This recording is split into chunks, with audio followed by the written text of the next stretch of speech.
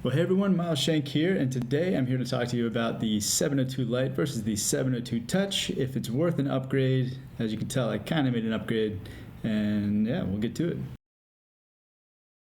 So just getting down to things here, you can kind of see that they're basically about the same footprint. I think the 702 Touch is just a hair taller, not by much, like a half inch or so.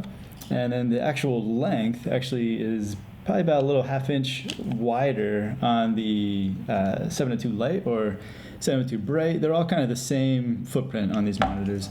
So as you know, traditionally they had the kind of joystick, this little analog guy over here, which was nice because you weren't poking the screen. But I have, and I don't know if you've experienced this too, tucking it in like a neoprene case or something, I've actually snagged that little pin and it popped out like one time. So that's kind of bad because that's your main source of control for this panel, so it renders it pretty useless at that point, which is not where you want to be on a film set. So this one does have HDMI in and out, SDI in and out, and it does take the Canon EP batteries and then the Sony like NP batteries.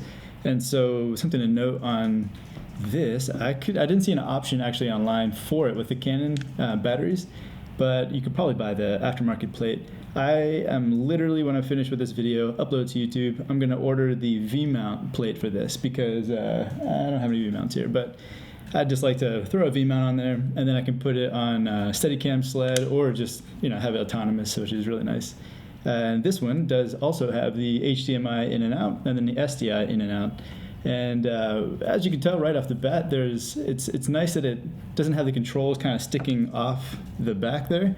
Using this one on your rig here, you might run into a problem with like the cables. If you try to mount it flush, you can't do that because the cables would be needing probably about 2 inches of room or so, or maybe at least like an inch if you have like an elbow bracket SDI cable. Anyway, all that to say, you need some cable room on the back of this thing. So it's always been good, but not great. And this is really nice because it has your ports are protected here, so they kind of run flush. They no longer stick out of the back, and so you have like your power in, and you can do a LEMO, like a D tap to DC LEMO, I believe it is.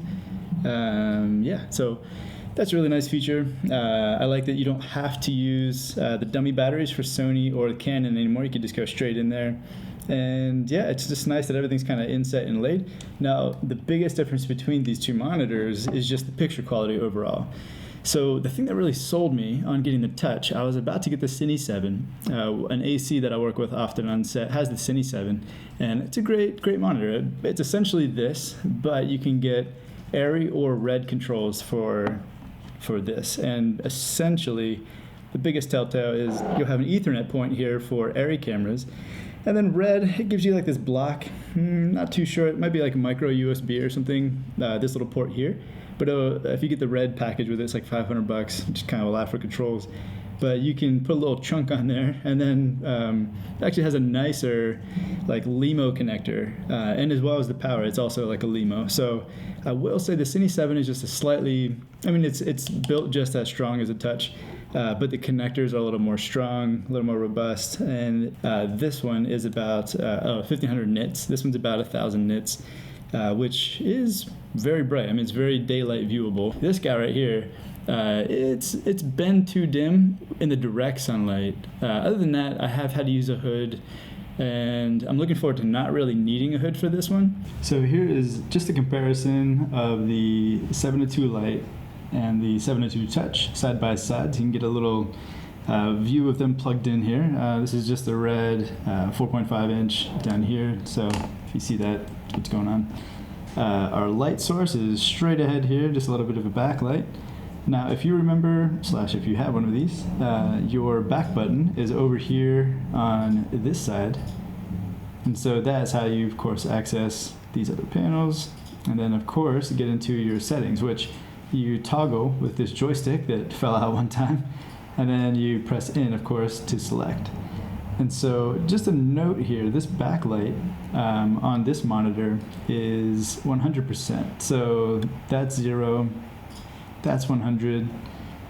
Now this monitor over here, 702 Touch, basically, if you want to bring up these tools over here, you can just touch and then swipe over. And then there's, of course, your focus peaking and anything else that you might want to use. So then you tap, it clears the menu, and then you can just swipe over. And now this monitor is set at 100% now. It's going to be hard to tell probably on this monitor, but let's say you look about, I mean, that's 20% brightness. And you can already tell it's a decent bit brighter than this monitor. So if we crank it up here 100%, probably won't be able to tell because the camera I'm filming on, 5D Mark IV, is probably compensating a little bit.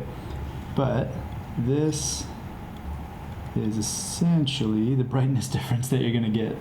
So this is much more daylight viewable, 702 touch.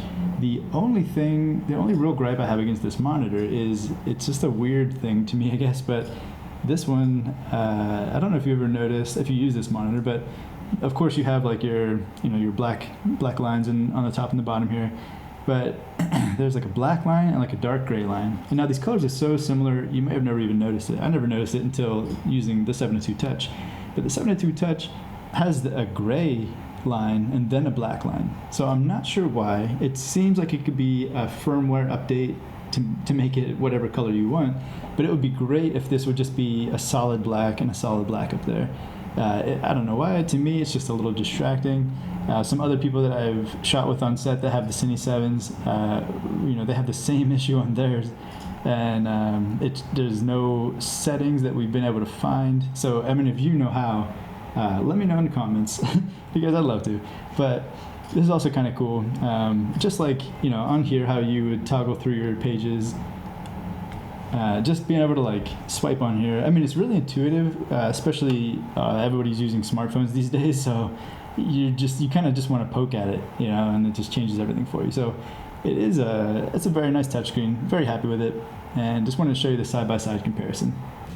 So this is what I was talking about with where the cables come out and how they come out of the bottom here on the 702 touch. And then, I mean, it's pretty flush on the back.